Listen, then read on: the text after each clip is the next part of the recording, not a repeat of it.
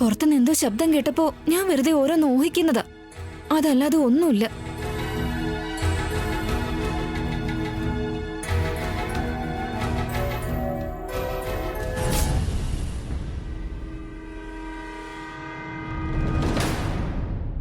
അവനി, നാളെ കൊണ്ട് നിന്റെ ചാപ്റ്റർ ക്ലോസ്. ഇതിന്റെ പേരിൽ ഒരു വഴക്കുണ്ടാകുന്നതും നിന്നെ എല്ലാവരും കൂടി ഇവിടെ നിന്ന് പുറത്താക്കുന്നതും നേരിട്ടൊന്നു കാണാൻ വേണ്ടി നേരം വെളുക്കുന്നതിന് വേണ്ടി കാത്തിരിക്കുക ഞാൻ.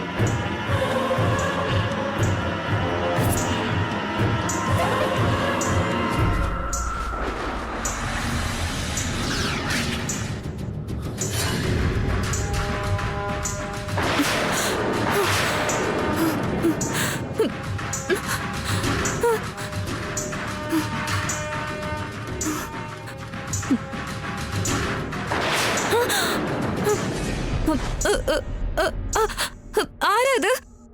ആരാണെങ്കിലും പുറത്തേക്ക് വാ, എന്റെ മുമ്പിലേക്ക് വാ.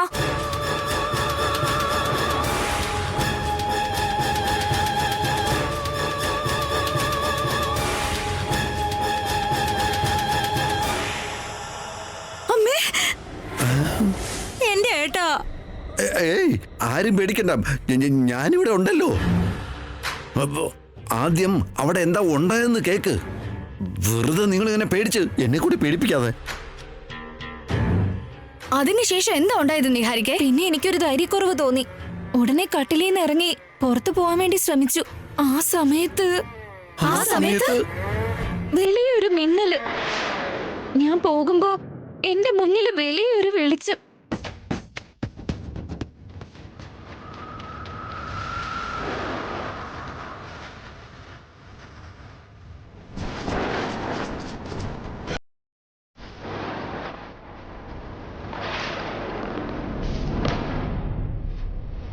ആരത്?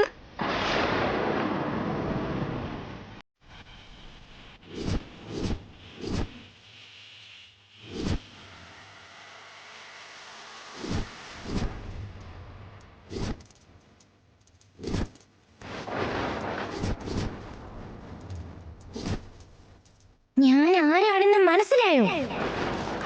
നിനക്ക് എന്നെ കാണാൻ പറ്റുന്നുണ്ടോ?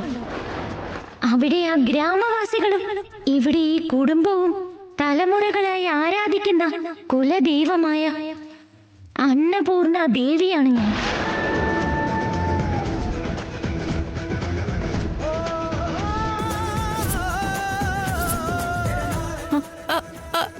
അന്നപൂർണ ദേവിയോ?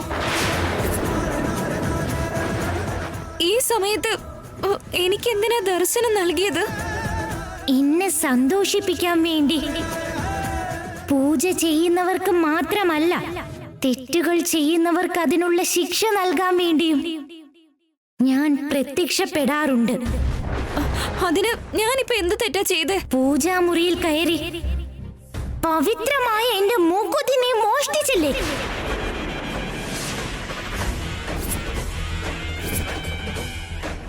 എന്നിട്ട് ആ കുറ്റം എന്റെ ഭക്തിയായ ആവനിയുടെ മേൽ ആരോപിച്ചു.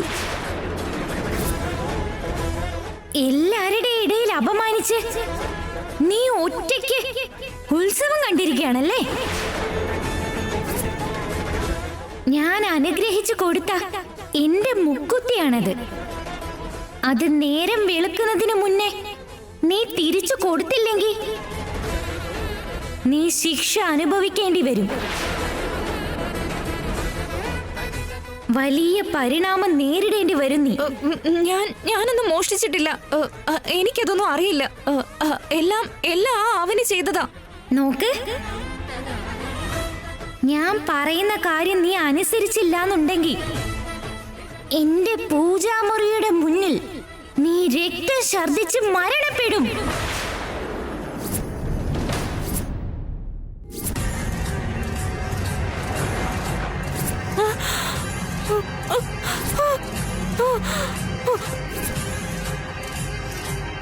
ആ മരണം എങ്ങനെയായിരിക്കുമെന്ന് നിനക്ക് മനസ്സിലായല്ലോ അല്ലേ? ഇനി എല്ലാം നിന്റെ ഇഷ്ടം. നിന്റെ സ്വാർത്ഥതയ്ക്ക് വേണ്ടി ഇത്രയും കാലം നീ ചെയ്തതെല്ലാം ഞാൻ സഹിച്ചു. ഇനി എനിക്കതിന് കഴിയില്ല.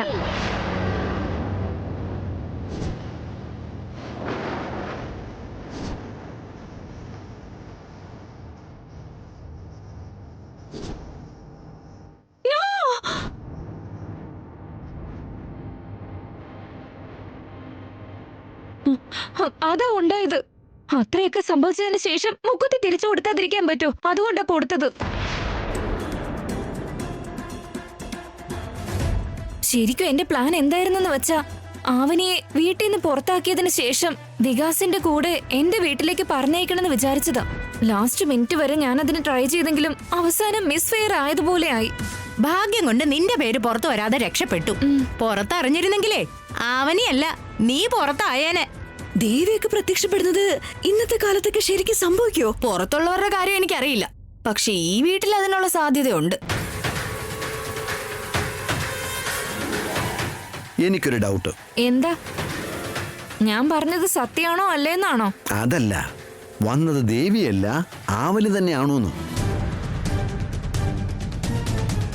ആവനിപ്പോ ദേവിയുടെ ഗെറ്റപ്പിൽ വന്ന് നിന്റെ മുമ്പിൽ നാടകം കളിച്ചാണെങ്കിലോ? എന്റെ ഏട്ടൻ പറയുന്നതിൽ ഒരു കാര്യമില്ലേ നിഹാരിക? വന്നത് വലിയ ആരെങ്കിലും ആയിരുന്നെങ്കിൽ എനിക്ക് സംശയം തോന്നിയേനെ.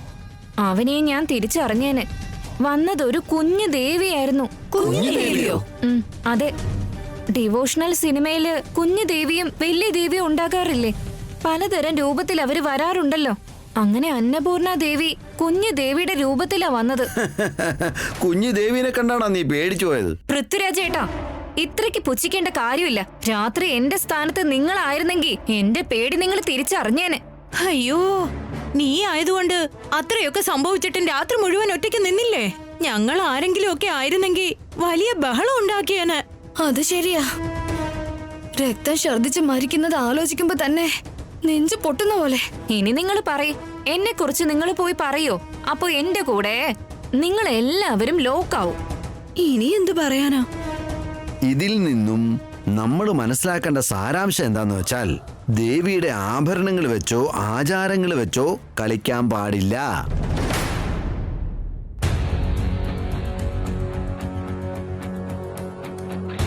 ചേച്ചി, നിനക്ക് വേണ്ടി കാത്തിരിക്കുകയായിരുന്നു ഞാൻ. മുക്കുത്തിയുടെ പ്രശ്നത്തിൽ നിന്ന് ഞാൻ രക്ഷപ്പെട്ടു. എന്റെ ചക്കര മോള് സൗമ്യ എവിടെ?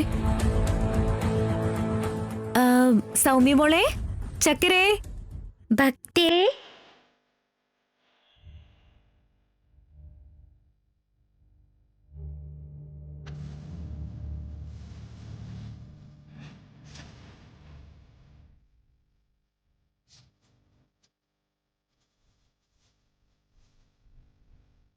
നീ വരാതെ വേഷം മാറില്ലെന്ന് പറഞ്ഞ് നിക്ക. എന്താ നിന്റെ ആഗ്രഹം? എന്റെ ആഗ്രഹം നീ നിറവേറ്റിയല്ലോ. മകളെ, നീ പറഞ്ഞോളൂ. ഇനി ഒന്നും വേണ്ട എനിക്ക്. കൊച്ചുകുട്ടിയല്ലേ മോള്. കൈകൂപ്പി നിന്നാൽ ആയുസിന് ദോഷമായതുകൊണ്ട് ചെയ്യുന്നില്ല. ഇല്ലെങ്കിൽ നീ ചെയ്ത ഈ ഒരു സഹായത്തിന് കൈകൂപ്പി നിന്നേനെ ഞാൻ. ദേവിയെ കണ്ട് പേടിച്ച നിഹാരിക ആ മൂക്കുത്തി അവർക്ക് തിരിച്ചു കൊടുത്തു. വീണ് കിട്ടിയതാണെന്ന് കള്ളവും പറഞ്ഞു. അത് തിരിച്ചു കൊടുത്തില്ലേ ചെറിയമ്മേ? ചെറിയമ്മ പറഞ്ഞതുകൊണ്ടാ അമ്മയുടെ വേഷത്തിൽ ഞാൻ അവിടെ വന്നത്. ചെറിയമ്മ പറഞ്ഞതുപോലെയല്ലേ ഞാൻ അഭിനയിച്ചതും. അല്ലാതെ ഞാനൊന്നും ചെയ്തിട്ടില്ലല്ലോ. കൊച്ചുകുട്ടിയാണെങ്കിലും വലിയ മനസ്സ് കാണിച്ച് നീ ഇത് മനസ്സിലാക്കി. ഇതൊക്കെ എത്ര ബുദ്ധിമുട്ടുള്ള കാര്യമാണെന്നും നിന്റെ പ്രായത്തിൽ ഇതൊക്കെ എത്ര പ്രയാസാണെന്നും എനിക്കറിയില്ലേ. നിഹാരിക നിന്നെ തിരിച്ചറിയാതിരിക്കാൻ വേണ്ടി നീ പേടിക്കാതെ അഭിനയിക്കുന്നത് വളരെ ബുദ്ധിമുട്ടാ. എല്ലാവരുടെയും ദൃഷ്ടിയിൽ നീ ഒരു കള്ളിയായി മാറിയാലോന്ന് ആലോചിച്ച് സൗമ്യ ഒരുപാട് പേടിച്ചിരുന്നു. അതുകൊണ്ടാ നീ പറഞ്ഞതുപോലെ അവള് ചെയ്തത്. ചെറിയമ്മേ, നിഹാരികയുടെ മുന്നിൽ അഭിനയിച്ച സമയത്ത് എനിക്ക് ഒട്ടും പേടി തോന്നിയില്ല. എന്റെ ഉള്ളിൽ നിന്ന് വേറെ ആരോ ചെയ്യുന്ന പോലെ തോന്നി.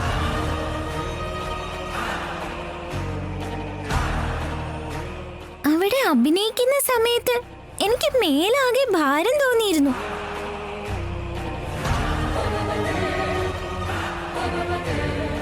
നമ്മുടെ സൗമ്യക്ക് അമ്മയുടെ രൂപത്തിൽ വരേണ്ടി വന്നത് ആ അമ്മയുടെ അനുഗ്രഹം കൊണ്ടാണെന്ന് എനിക്ക് തോന്നുന്നേ.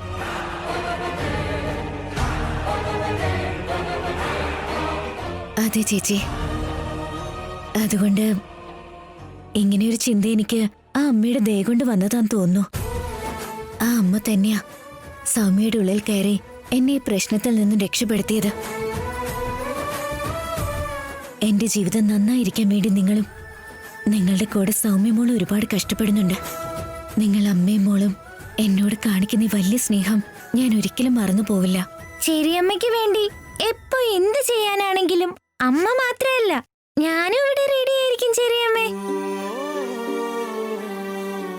അല്ലെങ്കിലും നീ ഞങ്ങൾക്ക് വേണ്ടി ചെയ്ത കാര്യങ്ങൾ വെച്ച് നോക്കുമ്പോ ഇതൊക്കെ ഒരു വലിയ കാര്യമാണോ അവനി? എന്റെ കുടുംബം നിലനിർത്താൻ വേണ്ടി നിങ്ങൾ ചെയ്യുന്ന ശ്രമങ്ങൾ ഞാൻ ഈ ആയുസ് മുഴുവൻ ഓർത്തിരിക്കും ചേച്ചി.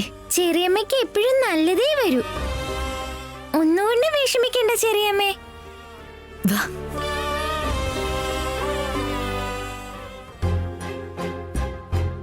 എങ്ങോട്ട് ഇരിക്ക്. ഇരിക്ക്.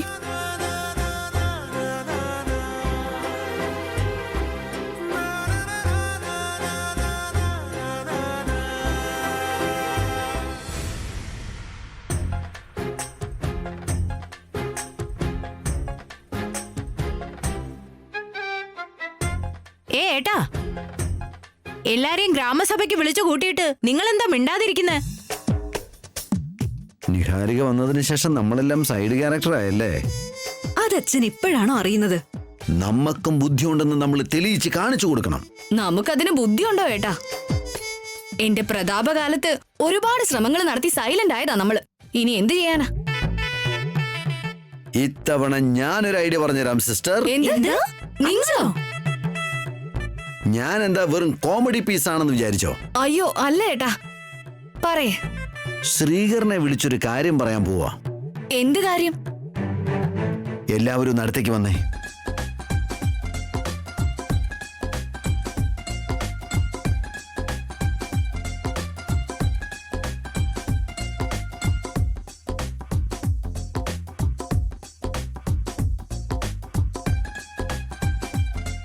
ഇതാണ് ഐഡിയ. എങ്ങനെയുണ്ട്? അത് റിസ്ക് അല്ലേ? റിസ്ക് എടുത്താലേ റിസൾട്ട് ഉണ്ടാവുള്ളൂ. ഐഡിയ എന്തായാലും കൊള്ളാം അച്ഛാ. എന്നാ പിന്നെ എത്രയും പെട്ടെന്ന് പോയി നടപ്പാക്കാം.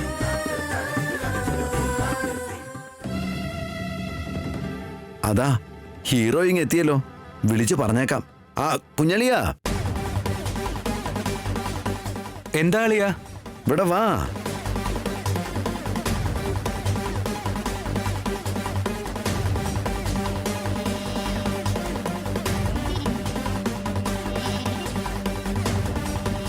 പറഞ്ഞു അളിയാ. ഇങ്ങോട്ട് വാ.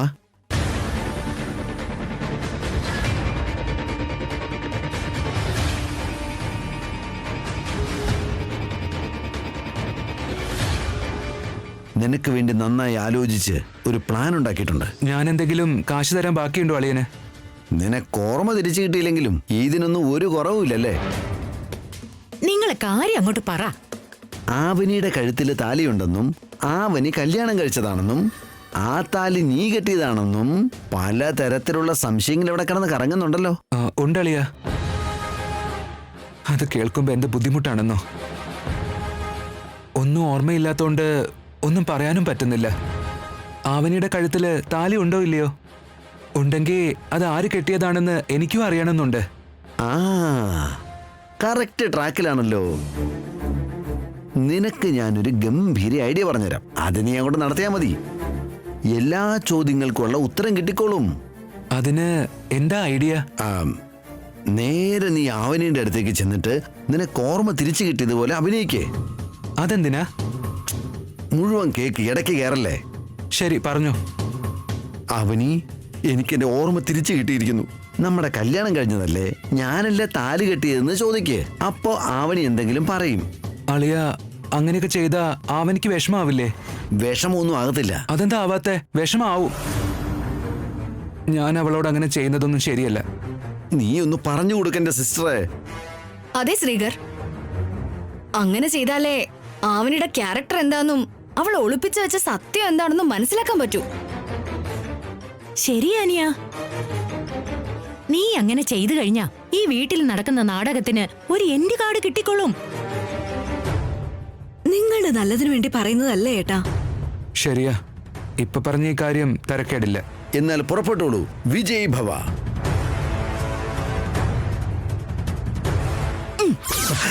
അവൻ പോയി ഒന്ന് അടങ്ങ്.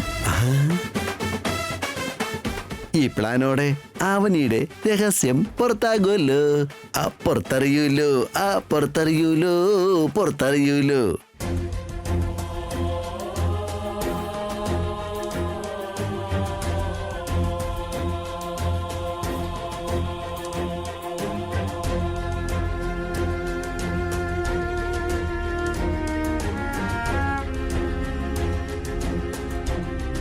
ഞാൻ തന്നെ ആദ്യമായിട്ട് ആ മഴയത്ത് വെച്ച് കണ്ടപ്പോ തന്നെ ഒരുപാട് ഇഷ്ടപ്പെട്ടു.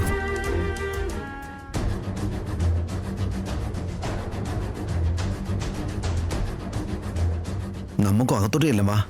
എന്തിന്? ഓ, അതോ കുറച്ചു നേരം മുന്നോട്ട് നടന്നതിന് ശേഷം പ്ലാൻ മാറ്റിയോ നോക്കാം. ഒരു മനുഷ്യൻ അയാളുടെ ഓർമ്മ നഷ്ടപ്പെടുന്നത് വ്യക്തിപരമായി അയാൾക്കുണ്ടാകുന്ന നഷ്ടങ്ങളെക്കാൾ ആ വ്യക്തിയെ വിശ്വസിച്ചവർക്കുണ്ടാവുന്ന നഷ്ടം ഒരുപാട് വലുതാണെന്ന് ഞാനിപ്പോ അനുഭവിച്ച് മനസ്സിലാക്കുന്നുണ്ടേട്ടാ.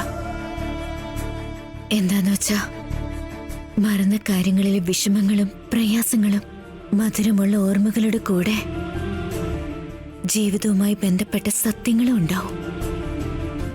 ആ സത്യങ്ങളാണ് ജീവിതത്തെ നിലനിർത്തുന്നത്. ഇപ്പൊ ഞാനും ഇവിടെ അതേ അവസ്ഥയിലുള്ളത്.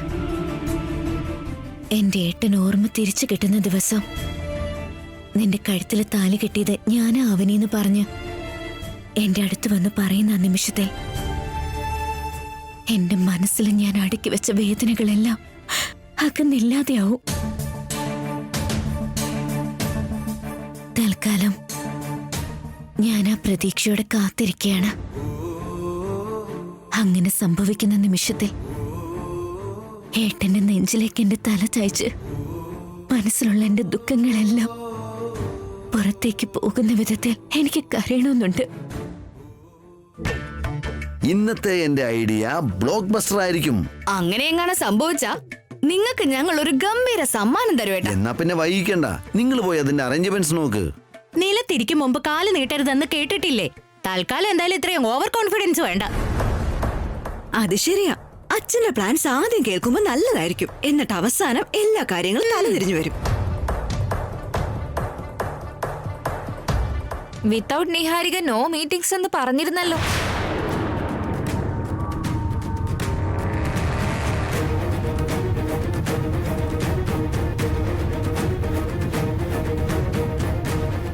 എന്നിട്ട് പോലും എന്നെ അവോയ്ഡ് ചെയ്ത് ഇപ്പൊ ഈ മീറ്റിംഗ് എന്തിനാ?